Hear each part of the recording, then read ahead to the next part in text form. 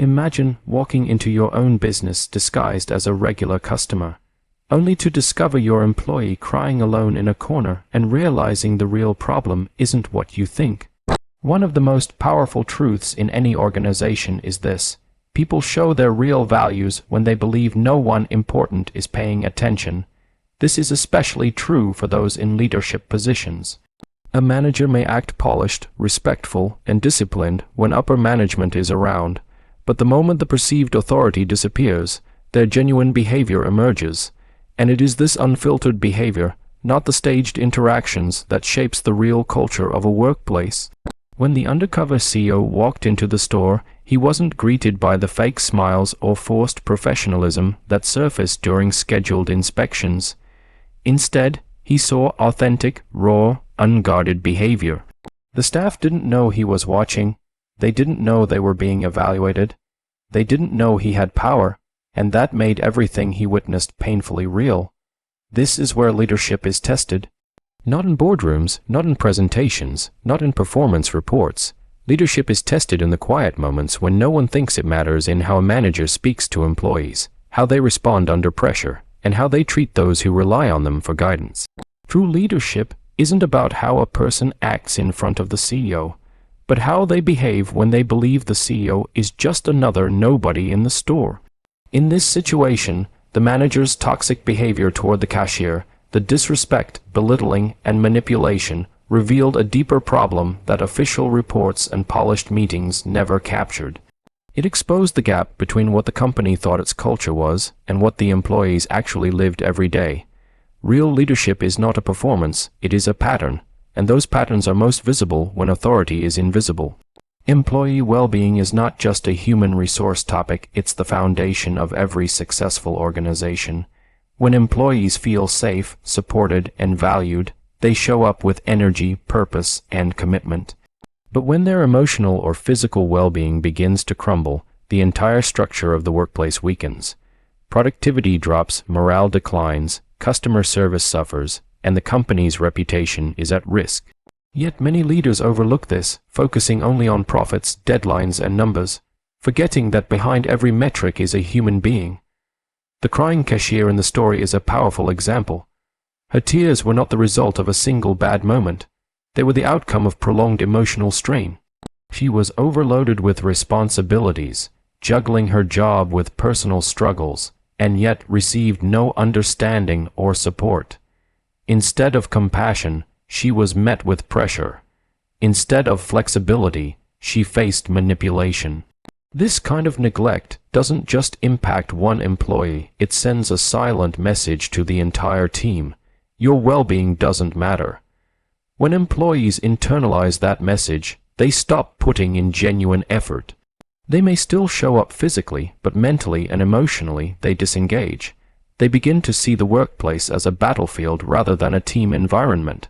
Stress accumulates, anxiety builds, and the smallest tasks become overwhelming.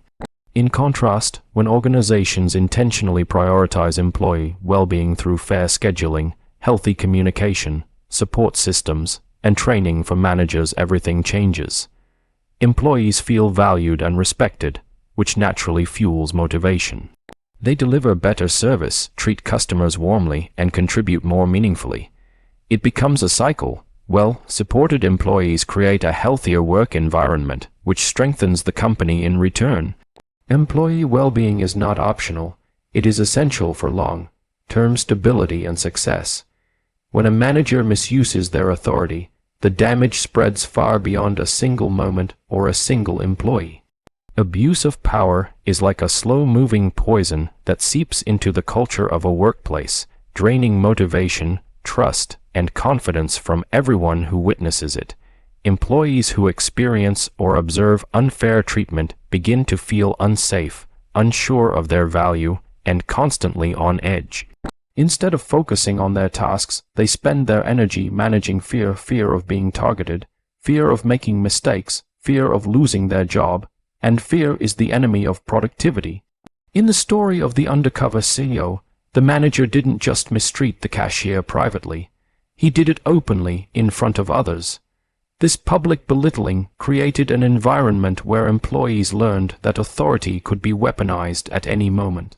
The cashier became the example of what could happen if someone spoke up, asked for fairness, or simply couldn't keep up with unreasonable demands. When leaders use intimidation as a tool, they silence their team, and a silent team is a disengaged team. Abuse of power also kills innovation. Employees stop sharing ideas because they fear being criticized or mocked. They do the bare minimum because going above and beyond invites more pressure rather than appreciation. Teamwork collapses as people begin to look out only for themselves. The entire workplace becomes defensive, guarded, and disconnected.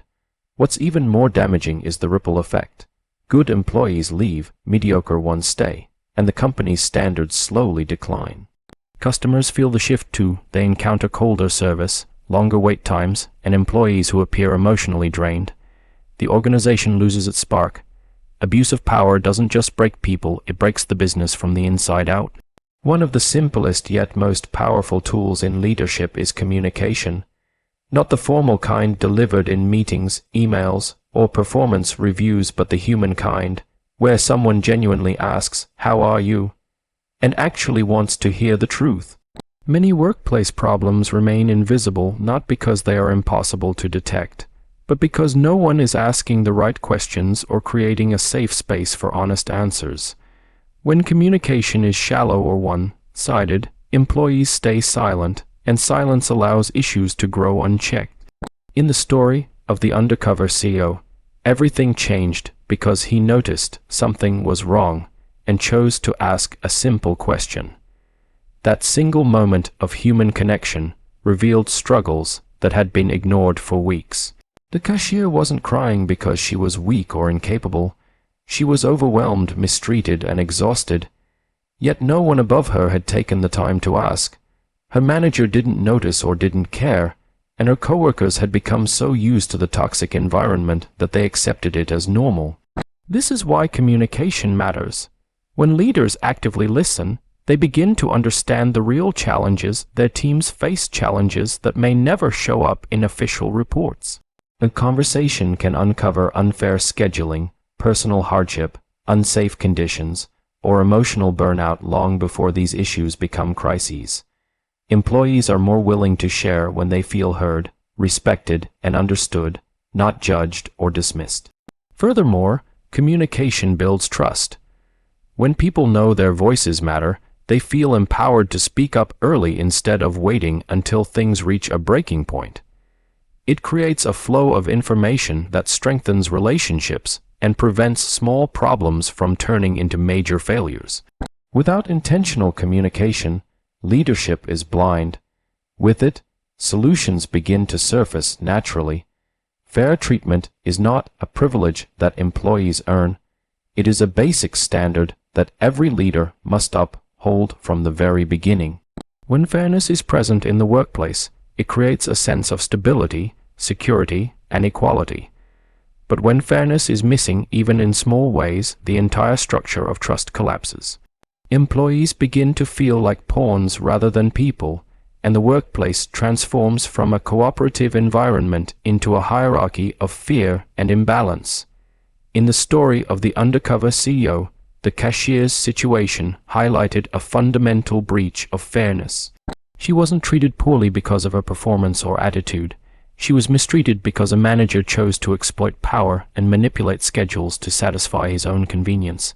He cut her hours, pressured her into double shifts, and ignored her personal responsibilities. None of these decisions were based on merit. Instead, they were rooted in bias, control, and misuse of authority. This is the exact opposite of fairness, and it destroys the integrity of leadership. Fair treatment means consistent rules for everyone. It means schedules, opportunities, evaluations, and expectations are based on objective criteria, not favoritism or intimidation. Employees should never have to wonder whether they will be punished for speaking up or rewarded for staying silent. They should never feel that their job security depends on pleasing a manager rather than performing well. When fairness becomes the guiding principle, employees feel valued for who they are and what they contribute. They are more likely to trust leadership, take initiative, and stay loyal to the organization.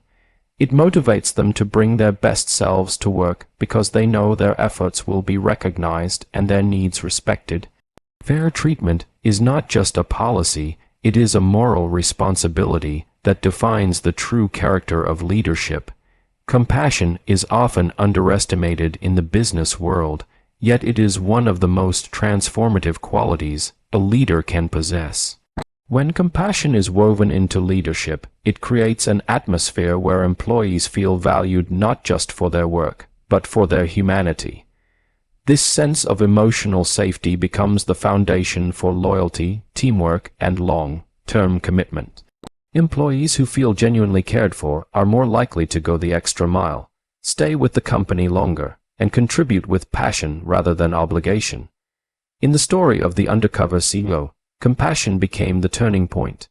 Instead of ignoring the crying cashier as others did, he chose to approach her and ask what was wrong. That simple act of empathy opened a window into her struggles. A sick child at home, unfair scheduling, and emotional exhaustion. Compassion didn't just reveal the problem, it validated her feelings, showing her that she mattered to someone, and when people feel seen, they respond with trust and gratitude. Compassion also strengthens team dynamics. When leaders demonstrate understanding and support, employees mirror that behavior with one another. A culture of kindness begins to spread, replacing competition with collaboration and replacing fear with encouragement.